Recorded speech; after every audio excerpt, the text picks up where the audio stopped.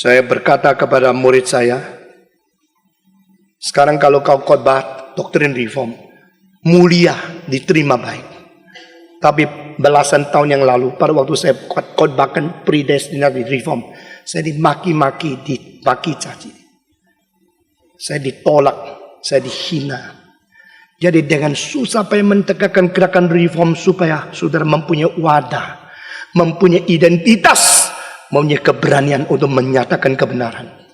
Dengan begitu susah payah, saya telah memperjuangkan sampai kemungkinan ini terjadi. Tetapi, apakah kau sadar berapa banyak jerih payah air mata yang kami alirkan untuk kamu? Saya berkata ke murid-murid saya pernah mendapatkan beasiswa pada waktu saya sekolah teologi. Tetapi begitu hari itu lulus, mendapatkan ijazah, dosen, rektor saya mengatakan engkau mengajar di sekolah teologi ini juga, menjadi dosen di sini. Lalu diberikan amplop sebagai dosen.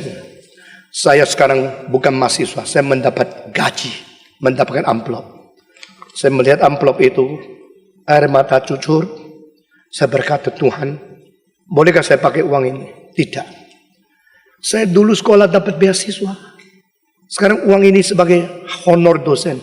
Saya kembalikan ke dalam persembahan kantongan itu 100%. Lalu Pak Tong Yu hidup dari mana? Saya melayani di sekolah teologi sebagai dosen. Saya menjadi seorang yang melayani di gereja sebagai penginjil. Dari uang gereja itu saya untuk hidup. Uang sekolah teologi saya kembalikan. Untuk orang lain juga boleh belajar teologi. Ini hanya menjadi sesuatu niat kecil untuk membalas budi dosen-dosen saya. Berapa lama? Kira-kira 2 tahun. Setiap bulan masukkan. Tidak buka amplopnya, masukkan. Tetapi uang dari gereja yang saya terima itu cukup tidak? Pertama cukup. Di dalam 1 tahun inflasi 300%. Tahun 64. Lalu akhirnya menjadi tidak cukup. Kenapa tidak cukup? Perpuluhan, memberikan orang miskin, membeli buku, naik bus dari Surabaya ke Malang untuk mengajar sebagai dosen. Dan tidak boleh lupa, saya makan di rumah ibuku. Saya harus memberikan uang makan kepada ibuku. Lebih daripada orang lain. Lebih daripada kos di luar. Ini pertama kali merasa harus membalas budi, membalas cinta kasih orang tua. Nah saudara-saudara saya dididik secara begini. Anak sekarang dididik bagaimana saya tidak tahu. Saya masih ingat gaji saya 15.000. Dan saya bisa memberikan 5.000 untuk uang makan. Lalu untuk itu bus dan sebagainya 3.000, perpuluhan buku dan lainnya. Cukur rambut masih cukup. Tetapi setahun kemudian honornya tetap 15.000. Saya memberikan 7.500 untuk makan. Lalu untuk memberikan persembahan dan untuk yang lain. Uang bus ke Malang mengajar di saat tidak cukup. Tapi saya mesti mengajar bagaimana? Akhirnya saya berusaha untuk menghemat uang cukur rambut. Belajar cukur sendiri. Berusaha untuk menghemat tidak lagi beli buku. Baca buku perpustakaan. Berusaha hemat tidak beli pakaian. Pakaian lama dipakai terus. Masih tidak cukup. Masih tidak cukup bagaimana? Uang untuk beli tiket bus saja tidak bisa. Mau nangis? Tidak. Saya tidak akan nangis karena kesulitan saya. Saya tidak akan nangis karena orang mengejek saya.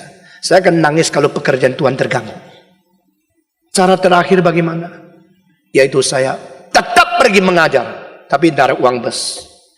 Saya pakai truk. Setiap kali saya malam-malam sampai di Pasar Atom, tunggu truk malam yang lewat.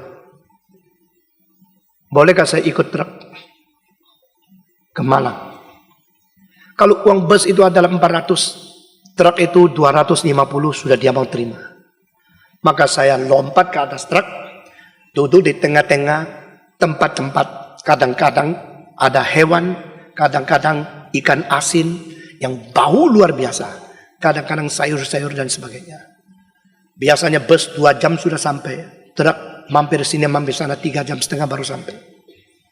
Sudah sampai di Malang, baunya, pakaiannya apa langsung masuk kamar mandi, sudah bersihkan diri. Lalu dia mengajar sebagai dosen paginya. Orang tidak tahu dan saya tidak pernah beritahu kepada orang yang tidak perlu. Sekarang saya sudah tua, saya berkata-kata ini supaya beritahu kepada anak muda. Pelayanan permulaan itu banyak kesulitan dan tidak perlu kita mengeluh. Kita mesti cari jalan untuk berjuang. Demikian lembaga Reform Injili didirikan, gereja Reform Injili didirikan. Saat itu ada saat saya paling diterima di seluruh Indonesia. Tidak ada pendeta yang lebih di welcome dibanding dengan saya. Umur 35 saya sudah berkhotbah di Indonesia lebih dari 800 gereja. Umur 45 saya sudah berkhotbah di 1.500 gereja di seluruh dunia. Yang mendengarkan khotbah saya itu umur 26 sampai 9.000. Umur 29 sampai catatan rekor 16.000. Tahun 91 di Manado 65.000 satu malam. Dan sesudah itu pernah juga 45.000 93. Di luar negeri pun demikian. Tetapi saya mengatakan mesti dirikan gerakan reform, mesti dirikan gereja reform. Dulu gereja-gereja yang menyambut Stephen Tong datang, ayo kita ikut kebaktian pembangunan rohani. Sekarang dia sendiri dirikan gereja. Semua gereja mulai memusuhi saya. Hal dan pengalaman semacam demikian tidak ada orang ngerti. Kamu sekarang dengar mungkin terasa sedikit. Tapi engkau belum pernah menjadi pendeta yang terkenal di seluruh negara. Di satu zaman diterima. Mendadak menjadi musuh. Engkau tidak sadar. Nah, saya mulai melihat muka orang itu begini. Hati orang begini. Saya tidak mau marah. Saya tidak mau apa. Saya berkata, Tuhan, let your will be done. Biar kehendakmu yang terjadi. Surat-surat datang mengancam. Surat-surat datang mengatakan, aku menghormati engkau sudah berapa puluh tahun. Sampai hari ini berhenti tidak lagi menghormat kamu. Karena ternyata kamu mendirikan gereja. Kamu tidak lagi mau menjadi pelayan untuk gereja-gereja. Saudara-saudara, saya tidak akan menjawab. Orang serang saya di surat kabar. Saya tidak akan menjawab. Saya cuma tahu perlulah Indonesia satu gerakan reform. Jadi mendirikan gereja reform itu sebenarnya saya paling rugi. Pada waktu gereja ini dimulai di Granada di bawah, saya berjanji kalau tidak bisa bayar ongkos sewa, saya akan jual mobil dan sebagainya. Nah saudara-saudara, rumah yang saya beli, sudah saya beli sebelum ada gereja reform. Sehingga bukanlah melalui gereja reform ini saya mencari kekayaan dan sebagainya.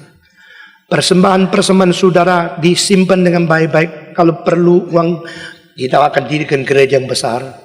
Dan sudah terkumpul uang-uang yang cukup banyak. Semua dikerjakan demi satu tujuan. Kehendak Tuhan yang terjadi. Kehendak Tuhan yang terjadi.